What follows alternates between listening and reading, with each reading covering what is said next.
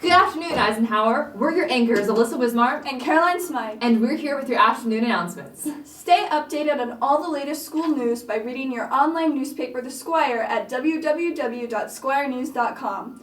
You can scan the QR codes around the school to access it. Also, follow The Squire on social media at EHS Squire on Instagram.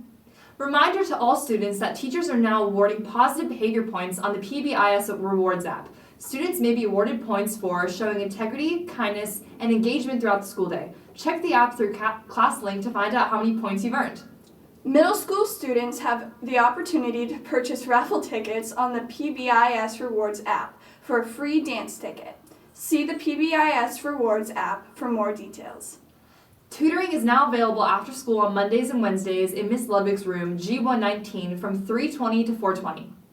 Attention 6th through 8th graders. 21st Century is offering after-school homework help, academic enrichment, and a snack on Mondays through Thursdays.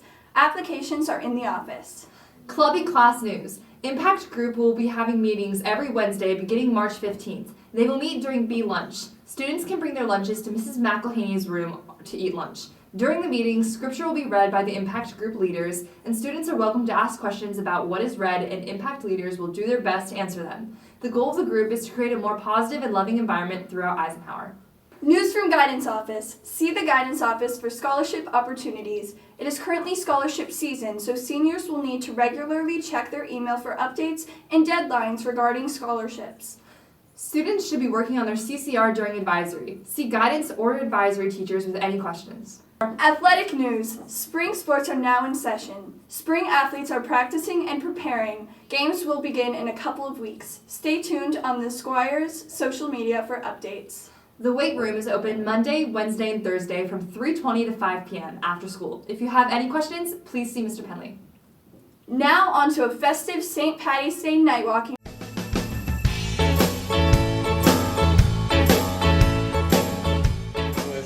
Samkowski, we're going to ask him, what are the odds of finding a four-leaf clover? Oh, 1 in 10,000. Oh. Jaden, we're going to ask him, when is St. Patrick's Day? March 17th. That is correct. Mrs. Ludwig, and we're going to ask, what are the odds of finding a four-leaf clover? 1 in 1,000? 1 in 10,000. Ooh, all right. Well, yeah, this close. Miss Oliva, we're going to ask her a question. When was St. Patrick's born? Where was he born? He was born in Ireland on March 17th. That is... What?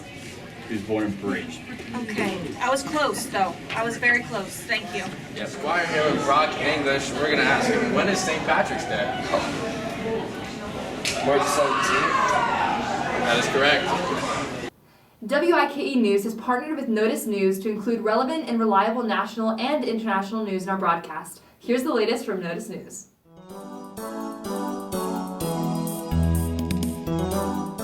The race to implement AI into our daily lives just kicked up a notch. Alphabet, the parent company of Google, just announced a whole range of artificial intelligence tools for its workspace. This includes Gmail, Google Drive, Docs, calendars, and yes, Google Classroom.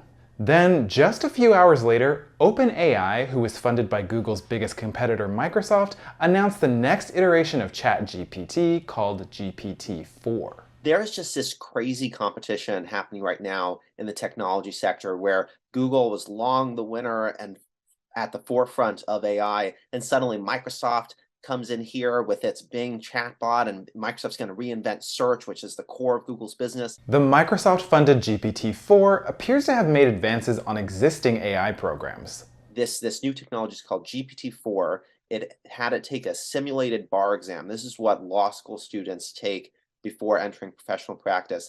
And this new technology scored in the top 10% of test takers, human test takers, when it tried doing the exact same exam. Meanwhile, Google wants to completely change productivity for lawyers, marketers, scientists, and even journalists. So you can say, please write a news story, please write a marketing blog, write a training plan, take some notes that you just jotted down in between meetings and turn those notes into a full-fledged write-up. And then you can edit that as you see fit with the help of AI. Alphabet is already testing these new Google Workspace features and will roll them out throughout the year.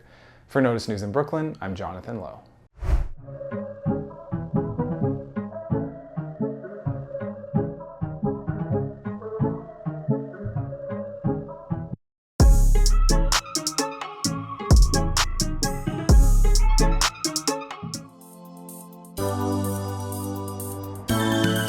This is the National Petroleum Reserve in northern Alaska on what's called the state's North Slope.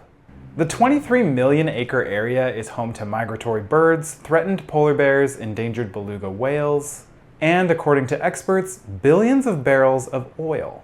On March 13th, the Biden administration gave the green light to a controversial oil and gas drilling project in the region, drawing criticism from environmental activists. The oil company, ConocoPhillips, will spend $7 billion on the project known as the Willow Project. The Biden administration only approved 3 drilling sites to reduce the impact on wildlife habitats, but it's nevertheless set to be the largest oil project on public land in the US. Oil and gas extraction releases harmful pollutants into the air and water and poses significant threats to the climate, land, and marine ecosystems. The CO2 released by burning fossil fuels like oil are far and away the largest contributor to climate change, and critics say the oil project flies in the face of Biden's goal to cut carbon emissions in half by 2030.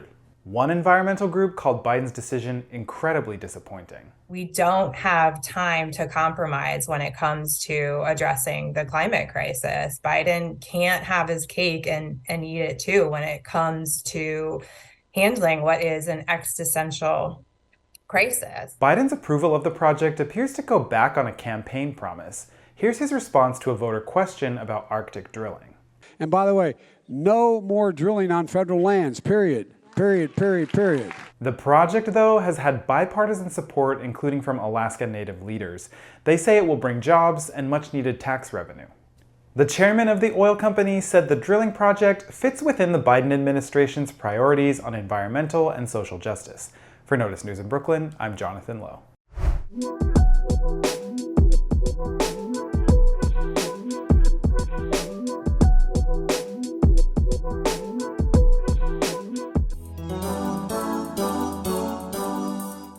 What's the difference between boneless wings and chicken nuggets?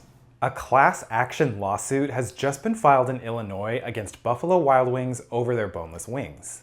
A class action lawsuit is a lawsuit filed against a group or business on behalf of a group of people, in this case, customers of Buffalo Wild Wings. The man who filed the lawsuit says describing the product as boneless wings leads customers to believe they are actual chicken wings that have been deboned full of wing meat. But the lawsuit says the products are not wings at all, they're just slices of white meat that are deep fried, making them no different from chicken nuggets, meaning the name is false advertising. Lawsuits like this are actually fairly common in the United States. For example, a man sued Subway in 2016 because their foot-long sandwiches aren't actually 12 inches long. And in 2006, a man who looked like Michael Jordan sued Michael Jordan because of the emotional damage he received being mistaken for him. While they make for funny headlines, lawsuits like this actually slow down the legal system. Even if they're settled out of court, lawyers and judges have to spend time reviewing and filing the lawsuit, pulling them away from more serious cases.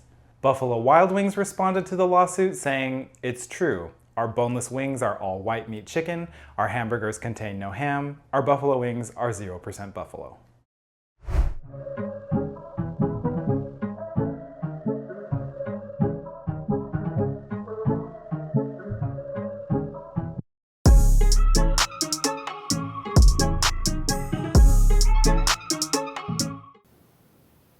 Last Friday, the senior class held a fundraiser where students paid $1 to tape Miss Haliva to a wall. Thanks to all who participated and Miss Haliva for being a good sport. Here are a few highlights.